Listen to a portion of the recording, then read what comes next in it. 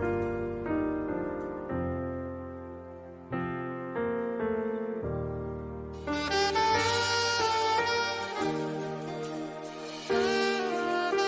bien-aimés dans le Seigneur, que la paix de notre Seigneur soit avec vous.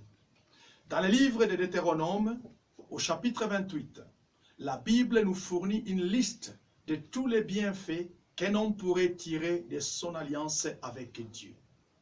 Avant tout, que deviez-vous entendre par alliance? Eh bien, l'alliance désigne un pacte conclu entre deux parties, avec un engagement réciproque. Dans le cadre de la relation entre l'homme et Dieu, il y a donc un engagement réciproque, dans ce sens que l'homme s'engage à laisser Dieu conduire sa vie et Dieu s'engage à prendre en charge la vie de cette personne sous divers aspects.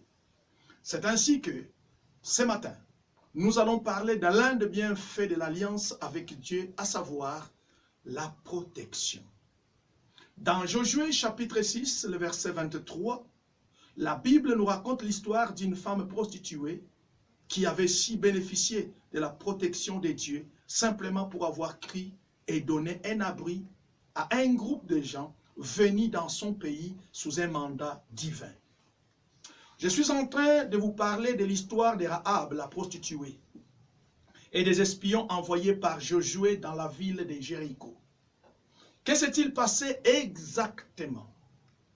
Dans la marche pour la conquête de la terre promise, le peuple d'Israël devait traverser différents pays et villes dont Jéricho. Josué décida alors d'envoyer des espions dans la ville de Jéricho pour en savoir plus sur cette ville afin de la conquérir. Ces gens n'ont eu la vie sauve que grâce à une femme prostituée appelée Rahab. Qui était Rahab la prostituée? Rahab était une prostituée du temple dans Jéricho. Elle était très riche, raison pour laquelle, à cause de son rang, elle s'est su bâtir une maison sur la muraille de la ville.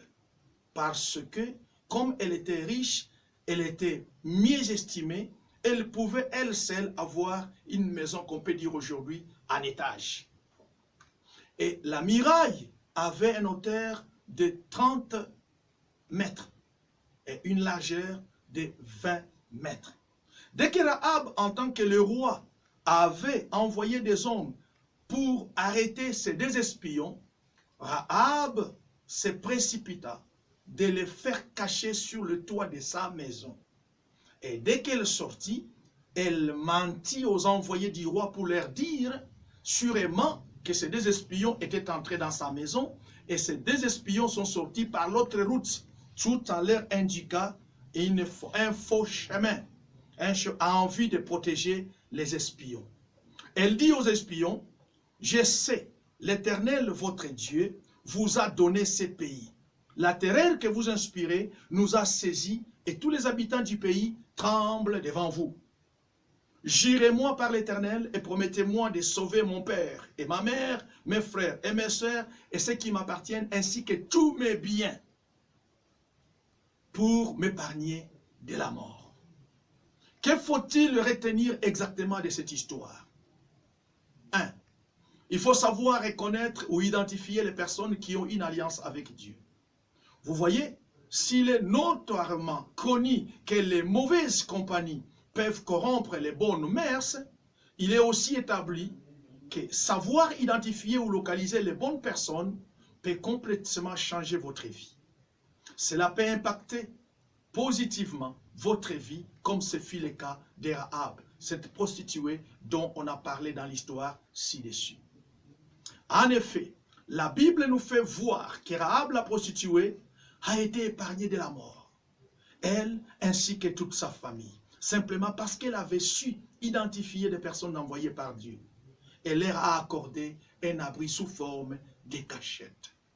La Bible explique en effet qu'après avoir été cachée par Rahab, ses espions avaient promis à celle-ci qu'elle devait être épargnée lorsque Dieu détruirait la ville de Jéricho. Et cela s'est produit exactement comme ces gens l'avaient déclaré. La maison de Rahab n'avait pas été détruite lors de l'effondrement de la muraille de Jéricho sur la puissance de Dieu.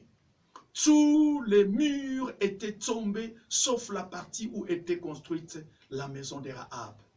Quel miracle! Ensuite, Dieu inspira Josué pour qu'il épargne Rahab ainsi que toute sa famille lors de l'assaut de l'armée d'Israël sur Jéricho.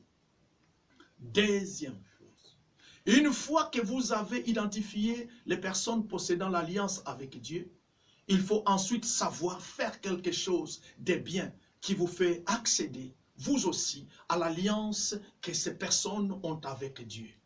Vous voyez, après que Rahab avait reconnu les hommes que Dieu, les hommes de Dieu, elle avait tout de suite fait quelque chose pour aider ces hommes à réaliser et à finir leur mission. Elle les avait cachés dans sa maison pour qu'ils ne soient pas arrêtés par ceux qui en voulaient à leur vie.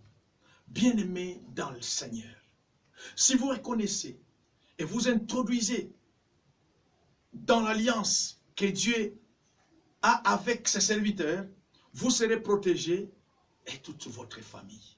Rahab avait protégé les espions et les avait nourris et leur avait indiqué un endroit sécurisé vers la montagne où ils sont restés cachés pendant 3 jours.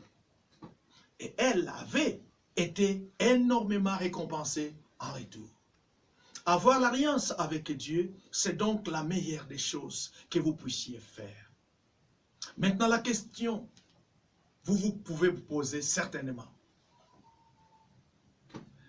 c'est celle de savoir, comment vous pouvez alors faire alliance avec Dieu? Eh bien, c'est simple. Vous pouvez simplement donner par une déclaration solennelle de foi. La Bible dit que Jésus-Christ est le chemin qui mène vers Dieu. Nul ne peut aller vers le Père sans passer par Jésus-Christ. Vous pouvez lire cela dans Jean chapitre 14, verset 6. Alors dites simplement, Seigneur Jésus, je te donne ma vie en ces jours. Viens régner dans ma vie et deviens mon maître dès aujourd'hui. Vous pouvez aussi simplement vous accrocher aux hommes de Dieu pour être vous aussi dans la couverture de l'alliance. En effet, dans le livre des 2 Chroniques, chapitre 20, verset 20, la Bible dit, confiez-vous à l'Éternel votre Dieu et vous serez affermis. Confiez-vous à ses prophètes et vous réussirez. Alors, avez-vous besoin d'une protection de Dieu, surtout en cette période difficile que traverse la planète? Eh bien, je viens là de vous donner une recette qui vous aidera à cet effet dans l'enseignement à venir. Je vous parlerai d'un autre bienfait à avoir une alliance avec Dieu. Dans l'entretemps, méditez sur cet enseignement et partagez-le avec tous vos contacts. Abonnez-vous aussi sur notre chaîne YouTube qui est Église Epeba. Et suivez-nous également sur www.égliseepeba.org. Que Dieu vous bénisse et à très bientôt. Amen.